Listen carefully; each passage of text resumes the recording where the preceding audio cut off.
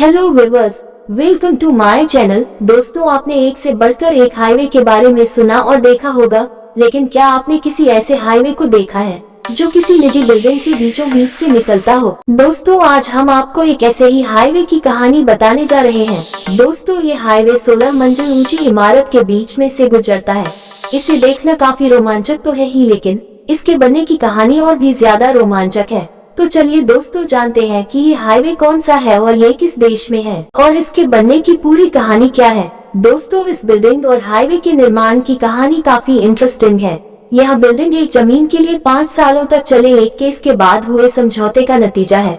दरअसल यहाँ पहले एक बिल्डिंग बननी थी जिसकी डिजाइन 1982 में ही फाइनल हो गई थी, लेकिन बिल्डिंग के मालिक को पता नहीं था कि यहाँ पहले ही हाईवे निर्माण का प्लान बन चुका था। इसके बाद यहाँ बिल्डिंग बनाने पर कानूनी रोक लगा दी गई, लेकिन बिल्डिंग का मालिक नहीं माना।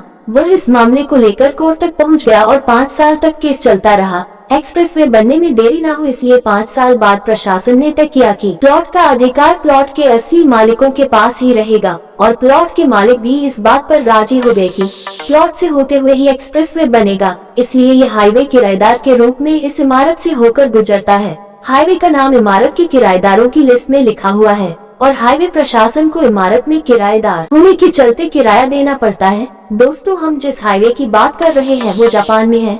जापान के ओसाका शहर में आर्किटेक्चर का बेमिसाल नमूना देखने को मिलता है।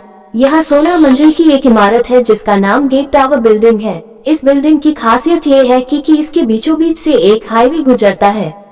ऐसा दुनिया में और कहीं देखने को नहीं मिलता है। इमारत के बीच से हाईवे जाने के कारण भी इमारत पर कोई असर नहीं पड़ता और न ही ट्रैफिक पर किसी तरह की रोक है।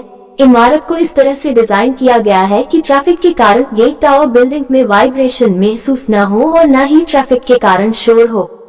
इमारत के अंदर एलिवेटर लगे हुए हैं और हाईवे भी इमारत को नहीं छूता है। इस बिल्डिंग को वर्ल्ड फेमस इंजीनियर अजुसा सेकेई और यमातो निशिहारा ने डिजाइन किया।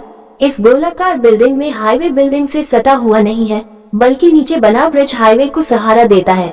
इतना ही नहीं, हाईवे के चारों तरफ ऐसा स्ट्रक्चर बनाया गया है जो गाड़ियों के शोर को बिल्डिंग में जाने नहीं देता।